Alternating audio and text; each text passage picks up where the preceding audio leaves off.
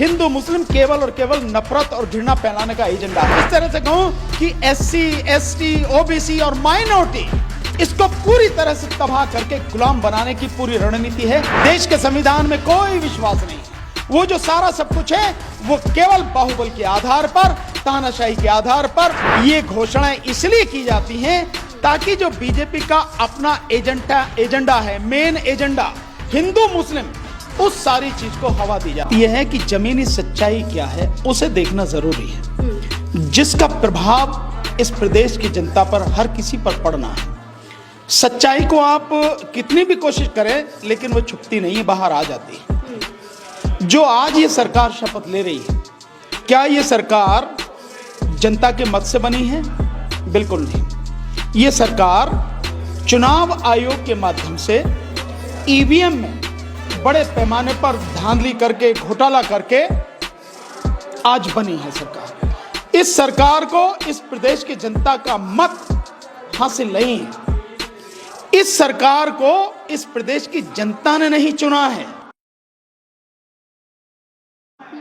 जनता का तो आप सबने कवर किया था कि जो वोट था उसका जो जन सैलाब के रूप में जो आप सबने देखा था चुनाव के दौरान, वो तो सारा का सारा समाजवादी पार्टी और गठबंधन के साथ में था।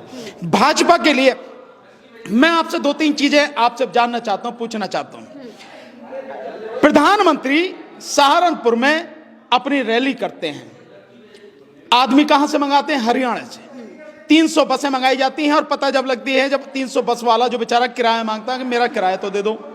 यानी इससे ज्यादा और शर्मनाक स्थिति, डूब कर मरने वाली स्थिति किसी व्यक्ति के लिए हो सकती है कि देश का प्रधानमंत्री और उसकी मीटिंग में, जिस प्रदेश में चुनाव हो रहा वहां की जनता नहीं है, बाहर से जनता मंगाई जा रही है। इसके साथ साथ जब बिजनौर में रैली होती है, पता लगी कि यहां सब सुपड़ा साफ है, वो रैली रद्द कर दी जाती है।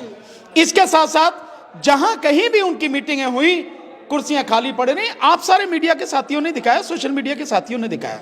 इसके अलावा एक चीज और मैं और बता दूं, यहीं पे कहीं आपने देखा कि पूरे इस पश्चिमी उत्तर प्रदेश में बीजेपी का कोई कार्यकर्ता, कोई कैंडिडेट घुस नहीं सका गांव में। गांव में गांव के लोगों ने लिख कर टांग दिया कि बीजेपी वालों को आना है, मना है। इसके अलावा 27 जगह पर बीजेपी के जो विधायक हैं, जो कार्यकर्ता है, उनको पीटा गया। यह स्थिति रही।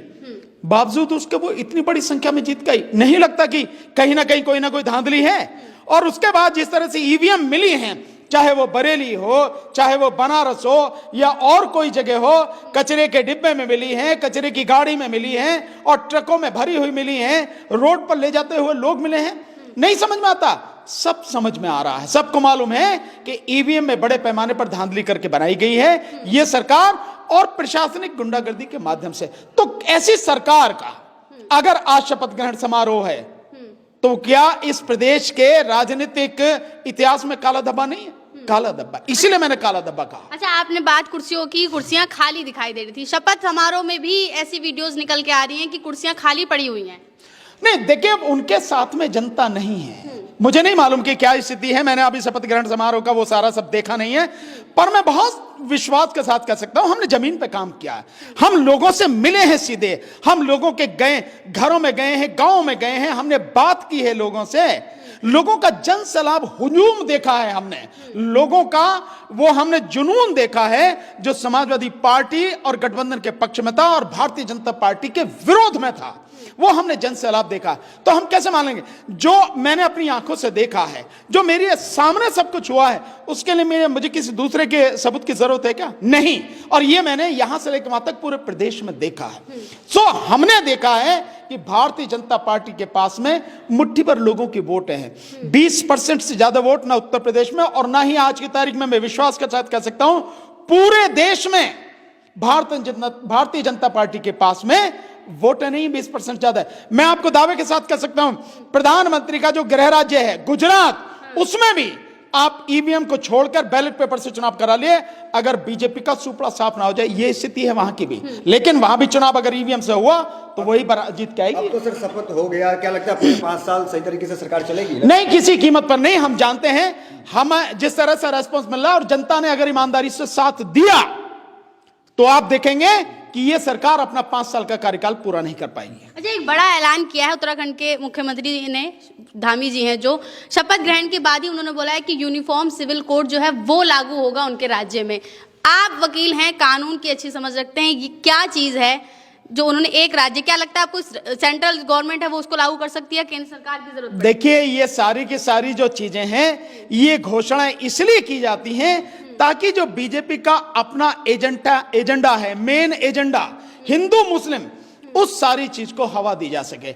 और वो यही कोशिश कर रहे हैं कि इस हवा को बनाते बनाते 2024 तक वो ले जाएं ताकि इस देश में हिंदू मुस्लिम हो जाए।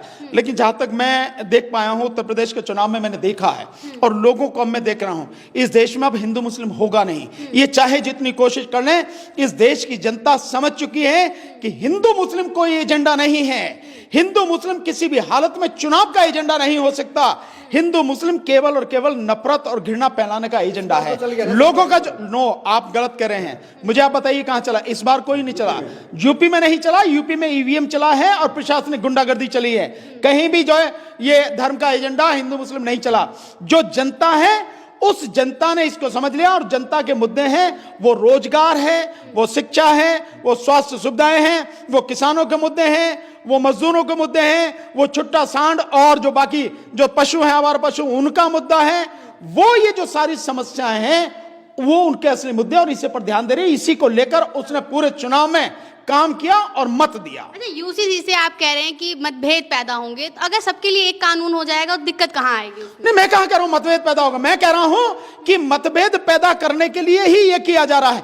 किस यूनिफॉर्म सिविल कोड की बात कर रहे हो आप? पहले उसकी बाकायदा बहस करवाइए, चर्चा करवाइए, उसके बाद कोई बात होती है। आप जो मन में आता है, ये है क्या? ये बहुत पहले से एजेंडा चलाता है इनका, क्योंकि इनके एजेंडे हमेशा हिंदू मुस्लिम के होते हैं और इसमें ये हिंदू मुस्लिम एजेंडा छुपा हुआ है। उसी के लिए सारे काम कर रहे हैं। आप देखिए गहराई में जाके, आप सब इस बात को मानते हैं कि हिंदू मुस्लिम एजेंडे के अलावा बीजेपी का कुछ नहीं मुद्दा होता।